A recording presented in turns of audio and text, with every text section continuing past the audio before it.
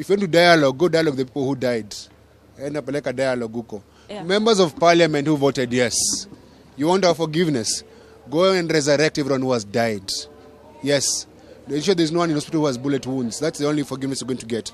People died because these people voted the wrong way. We told them don't vote yes. They voted yes. They did not listen to us. You can dissolve the government and go home. It's not a must to run this country.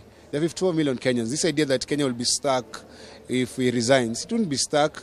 Because when he resigns, it goes with the Rigathi and all the baggage that he has. It goes with all of them. Actually, we're even calling for the Speaker of the National Assembly to dissolve Parliament. How are you? I'm in good health, but I'm very, very tired. It's been a hectic 3 weeks. So I'm looking forward to the time I can get time to sleep and rest. Yeah. Okay. Maybe you can tell us today, do we have any fresh statistics on people who are missing or abducted or anything like So that? they've been collecting actually, but I think the number of the dead as we speak is about 51. Because people who are in hospital are coming to the gunshot wounds. That's very sad to hear. And of course I have to ask you about just where we are right now in the country. Of course the president yesterday dismissed his cabinet secretaries. Do you think we should continue keeping up the pressure ama to decrease? Pressure ongezeke kwa sababu one of the things that actually is hurting me, I've been to about 5 funerals and there's no apology from the government for those who died, like an official apology. The president hasn't even bothered to call any of the parents to condole with them. We're talking about dialogue, but you can't have dialogue without justice.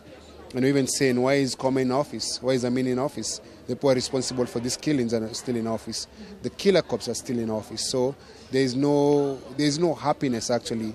So him firing these people doesn't make a difference to the people who lost their loved ones. So it's too little too late. So Bonnie, that means you're not contented with what President did yesterday? We are not contented with that because it's just a small action to reduce the pressure. But the pressure must continue.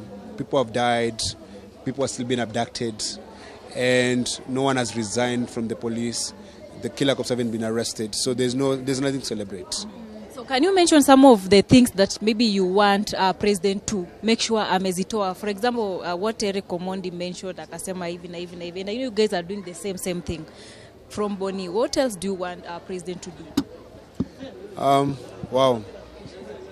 So at this particular moment, I think the humane thing for him to do is talk to those families who lost their loved ones. Release everyone who has been abducted. Kama kuna mtu alishikwa, pia aachiliwe. There are people who have fake charges in court. They should be all released without any charges.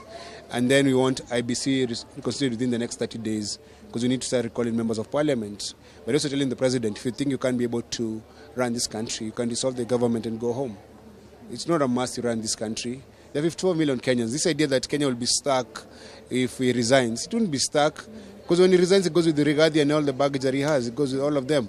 Actually, we're even calling for the Speaker of the National Assembly to dissolve Parliament.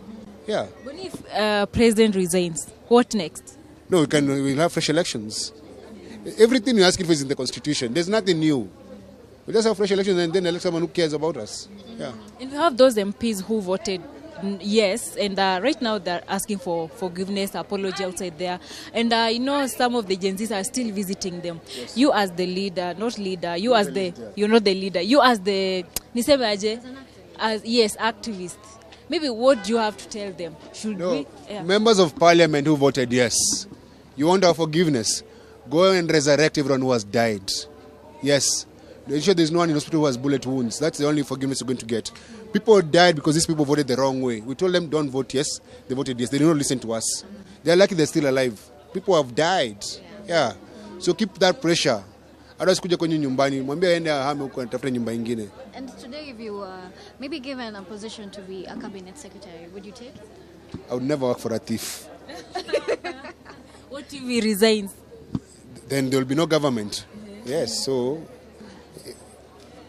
what is your question? You never work for a thief. No, yes, they said I will never work for a thief. My son is very clear. I can't work for a land grabber and a murderer. It's very clear. Yeah. There's no discussion about that. Yeah, and of course we have to ask you, there are those sentiments that Farah Maalim made, and we feel like the government is taking too long for justice to be made. What are your feelings on that? No, this country works in a very funny way. You are guilty until proven rich. As long as you're rich, you can never be guilty. Farah Maalim Lorena is in Sarova Hoytsans. I've done a tweet about it.